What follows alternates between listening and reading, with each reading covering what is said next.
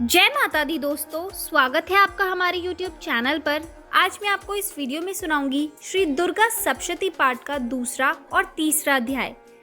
पिछले अध्याय में आपने सुना था श्री मार्कंडे पुराण में सार्वणिक मनवंतर की कथा के अंतर्गत देवी महात्म्य में मधु कैटभ वध का प्रसंग। आइए करते हैं श्री दुर्गा सप्तशती पाठ का दूसरा अध्याय प्रारंभ। इसमें देवताओं की तेज से देवी का प्रादुर्भाव और महिषासुर की सेना का वध होता है। महर्षि मेधा बोले, प्राचीन काल में देवताओं और असुरों में पूरे 100 वर्षों तक युद्ध हुआ था और देवराज इंद्र देवताओं के नायक थे।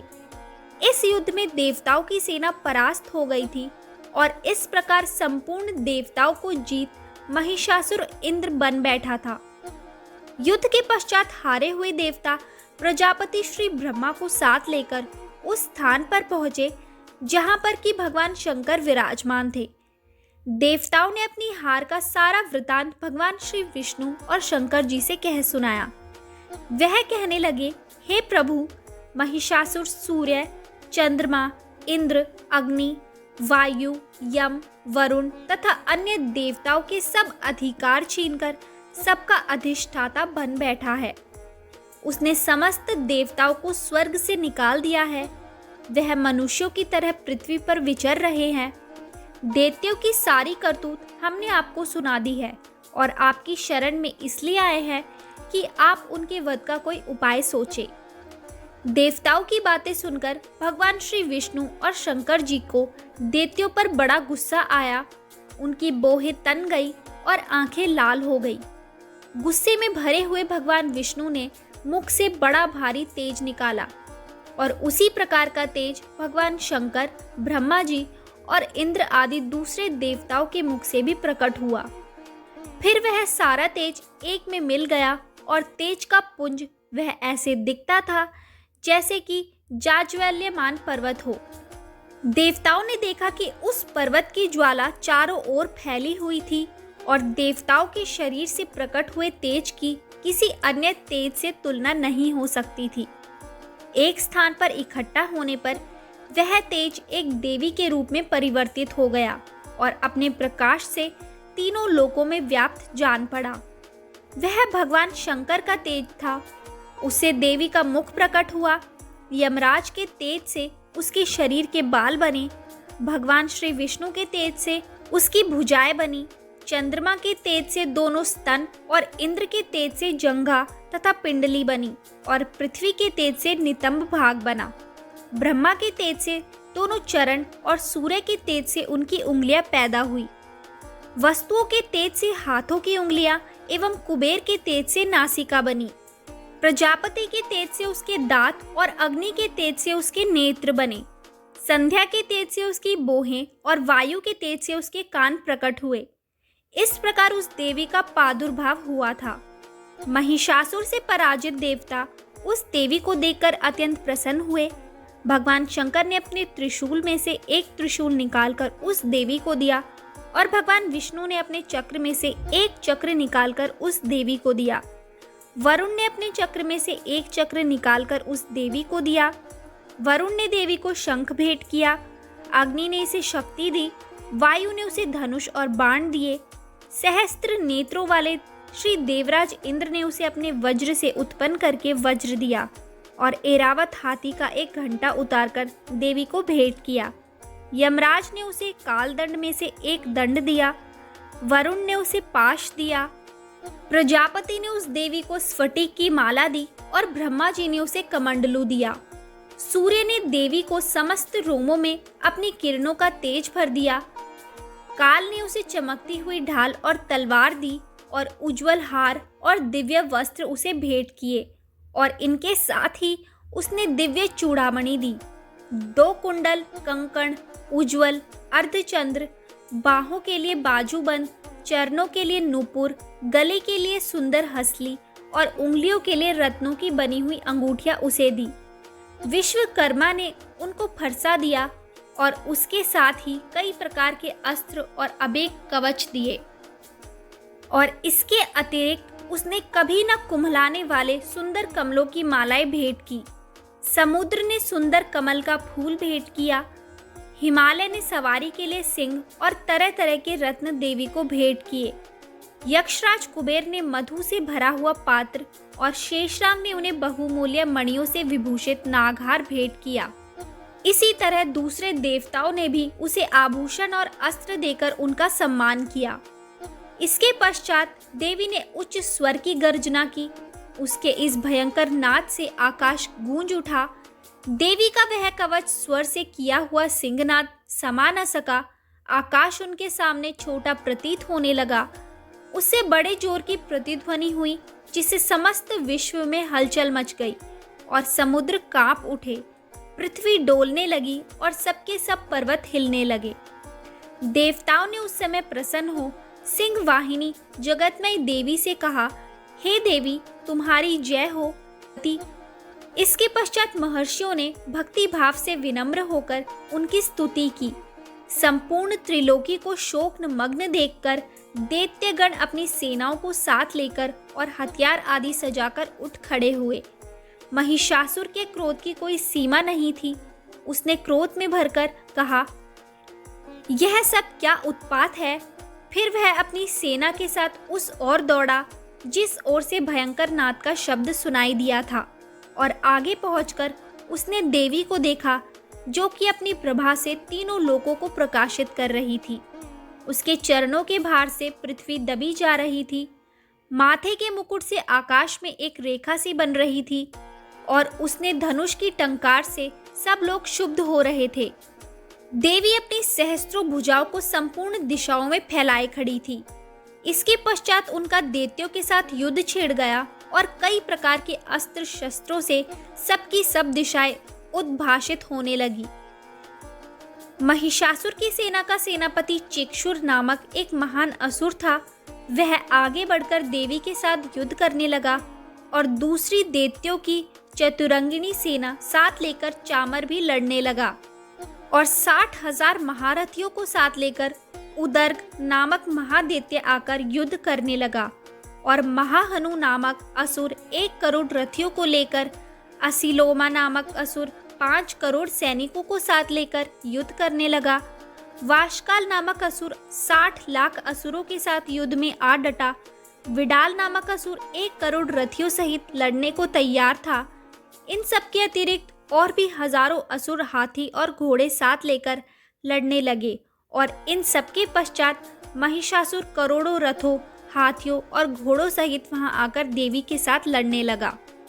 सभी असुर तोमर, भिंदीपाल, शक्ति, मूसल, खड़ंगों, फरसों, पट्टियों के साथ रणभूमि में देवी के साथ युद्ध करने लगे।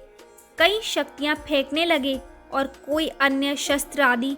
इसके पश्चात सबके सब दैत्य अपनी अपनी तलवारें हाथों में लेकर देवी की ओर दौड़े और उसे मार डालने का उद्योग करने लगे। मगर देवी ने क्रोध में भरकर खेल ही खेल में उनके सब अस्त्रों शस्त्रों को काट दिया। इसके पश्चात ऋषियों और देवताओं ने देवी की स्तुति आरंभ कर दी और वह प्रसन्न होकर असुरों के शरीरों पर अस्त्र शस्त्रों की वर्षा करती रही।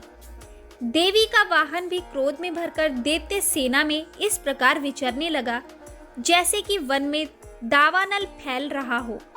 युद्ध करती हुई देवी ने क्रोध में भर जितने श्वासों को छोड़ा वह तुरंत ही सैकड़ों हजारों गुणों के रूप में परिवर्तित हो गए। फरसे, भिंदीपाल, खड़ंग तथा पट्टिश इत्यादि अस्त्रों के साथ दैत्यों से युद्ध करने लगे। देवी की शक्ति से बढ़े हुए वह गण दैत्यों का नाश करते हुए ढोल, शंख व मृदंग आदि बजा रहे थे। तदंतर देवी ने त्रिशूल, गदा, शक्ति, खड़ंग इत्यादि से सहस्त्रों असुरों को मार डाला। कितनों को घंटों की भयंकर आवाज से ही यमलोक पहुंचा दिया। कितने ही असुरों को उसने पास में बांधकर पृथ्वी पर घसीटकर कितनों को अपनी तलवार से टुकड़े टुकड़े कर दिए। कितनों को गदा की चोट से धरती पर सुला दिया। कई दैत्य मूसल की मार से घायल होकर रक्त वमन करने लगे और कई शूल से छाती फट जाने के कारण पृथ्वी पर लेट गए और कितनों की बाण से कमर टूट गई। देवताओं को पीड़ा देने वाले दैत्य कट कट कर मरने लगे। कितनों की बाहें अलग हो गई, कितनों की ग्रीवाएं कट गई, कितनों के सिर कटकर भूमि पर लुढ़क गए, कितनों के शरीर बीच में से कट गए और कितनों की जंघाएं कट गई और वह पृथ्वी पर गिर पड़े। कितने ही सर व पैरों के कटने पर भी भूमि पर से उठ खड़े हुए और अस्त्र शस्त्र हाथ में लेकर देवी से लड़ने लगे। और कई दैत्यगण भूमि में बाजों की ध्वनि के साथ नाच रहे थे।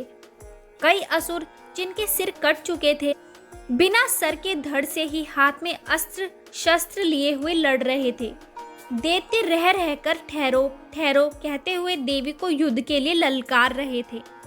जहां पर यह घोर संग्राम हुआ था वहां की भूमि रथ, हाथी, घोड़े और असुरों की लाशों से भरी हुई थी और असुर सेना के बीच में रक्तपात होने के कारण रुधिर की नदियां बह रही थी। और वह इस तरह देवी ने असुरों की विशाल सेना को क्षण भर में इस तरह से नष्ट कर डाला जैसे तृण काष्ठ के बड़े समूह को अग्नि नष्ट कर डालती है। और देवी का सिंह भी गर्दन के बालों को हिलाता हुआ और बड़ा शब्द करता हुआ असुरों के शरीरों से मानो उनके प्राण को ढूंढ रहा था। वहां देवी के गणों ने जब दैत्यों के साथ युद्ध किया तो देवताओं ने प्रसन्न होकर आकाश से उन पर पुष्प वर्षा की। तो यहाँ होता है श्री दुर्गा सप्तशती पाठ का दूसरा अध्याय समाप्त। आइए अब करते हैं श्री दुर्गा सप्तशती पाठ का तीसरा अध्याय प्रारंभ। इसमें सेनापतियों सहित महिषासुर का वध प्रसंग है। महर्षि मेद ने कहा, महिषासुर की सेना नष्ट होती देखकर उस सेना का सेनापति चेक्षुर क्रोध में भर देवी के साथ युद्ध करने के लिए आगे बढ़ा। वह देवी पर इस प्रकार बाणों की वर्षा करने लगा मानो सुमेरु पर्वत पानी की धार बरसा रहा हो।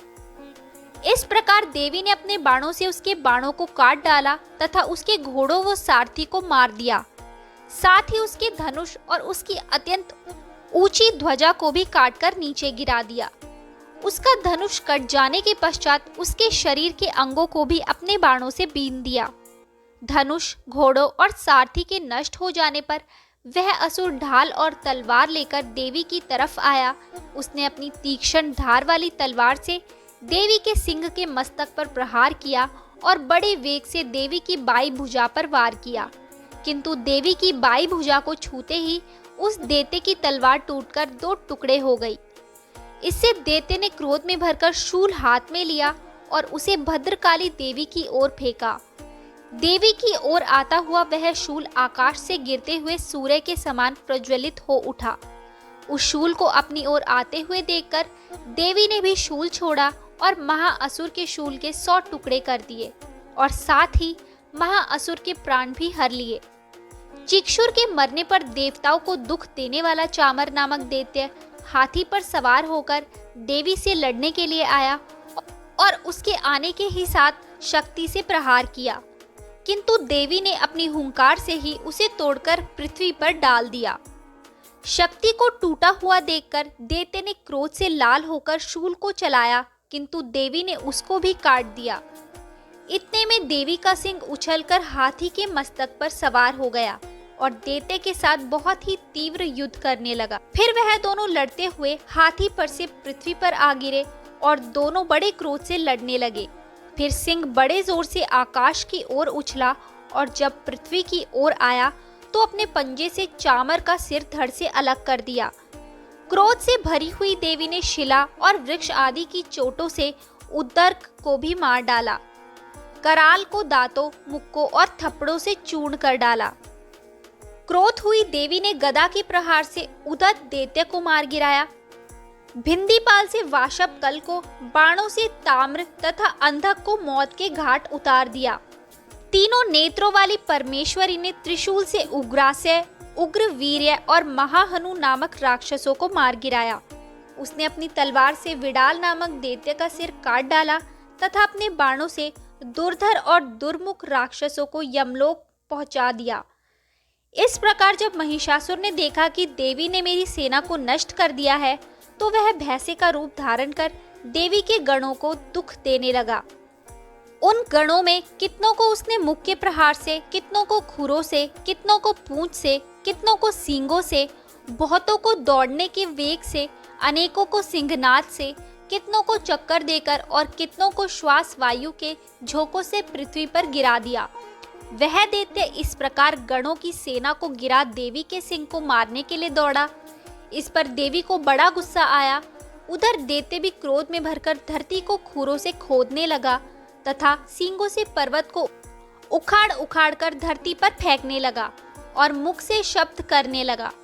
महिषासुर के वेग से चक्कर देने के कारण पृथ्वी क्षुब्ध होकर फटने लगी। उसकी पूंछ से टकराकर समुद्र चारों ओर फैलने लगा। हिलते हुए सींगों के आघात से मेघ खंड खंड हो गए और श्वास से आकाश में उड़ते हुए पर्वत फटने लगे। इस तरह क्रोध में भरे हुए राक्षस को देख चंडिका को भी क्रोध आ गया और वह उसे मारने के लिए क्रोध में भर गई। देवी ने पाश फेंककर दैत्य को बांध दिया और उसके बंध जाने पर दैत्य का रूप त्याग दिया और सिंह का रूप बना लिया। और जो ही देवी उसका सिर काटने के लिए तैयार हुई कि उसने पुरुष का रूप बना लिया, जो कि हाथ में तलवार लिए हुए था। देवी ने तुरंत ही अपने बाणों के साथ उस पुरुष को उसकी तलवार ढाल सहित बीन डाला। इसके पश्चात वह हाथी के रूप में दिखाई देने लगा और अपनी लंबी सूंड से देवी के सिंग को खींचने लगा और गरजने लगा। देवी ने अपनी तलवार से उसकी सूंड काट डाली। तब राक्षस ने एक बार फिर भैंसे का रूप धारण कर लिया और पहले की तरह चर अचर जीवों सहित समस्त त्रिलोकी को व्याकुल करने लगा। इसके पश्चात क्रोध में भरी हुई देवी बारंबार उत्तम मधु का पान करने लगी और लाल लाल नेत्र करके हंसने लगी। उधर बलवीर्य तथा मद से क्रोध हुआ दैत्य भी गरजने लगा। अपने सींगों से देवी पर पर्वतों को फेंकने लगा। देवी अपने वाणों से उसके फेंके हुए पर्वतों को चूर्ण करती हुई बोली, ओ मूढ़, जब तक मैं मधुपान कर रही हूँ तब तक तू गरज ले और इसके पश्चात मेरे हाथों तेरी मृत्यु हो जाने पर देवता गरजेंगे। महर्षि मेधा ने कहा। यो कहकर देवी उछलकर उस दैत्य पर जा चढ़ी और उसको अपने पैरों से दबाकर शूल से उसके गले पर आघात किया। देवी के पैर से दबने पर भी दैत्य अपने दूसरे रूप से अपने मुख से बाहर होने लगा। अभी वह आधा ही बाहर निकला था कि देवी ने अपने प्रभाव से उसे रोक दिया। जब वह आधा निकला हुआ ही दैत्य युद्ध करने लगा तो देवी ने अपनी तलवार से उसका सिर काट दिया। इसके पश्चात सारी राक्षस सेना हाहाकार करती हुई वहां से भाग खड़ी हुई और सब देवता अत्यंत प्रसन्न हुए तथा ऋषियों महर्षियों सहित देवी की स्तुति करने लगे। गंधर्वराज गान करने तथा अप्सराएं नृत्य करने लगी। यहाँ होता है श्री दुर्गा सप्तशती पाठ का तीसरा अध्याय समाप्त। आगे की वीडियो में मैं आपको और अध्याय सुनाऊंगी। आपको अगर वीडियो अच्छी लगी हो तो हमें कमेंट करके ज़रूर बताएं। अच्छी लगी हो तो हमारे चैनल को सब्सक्राइब करें और शेयर करना ना भूलें।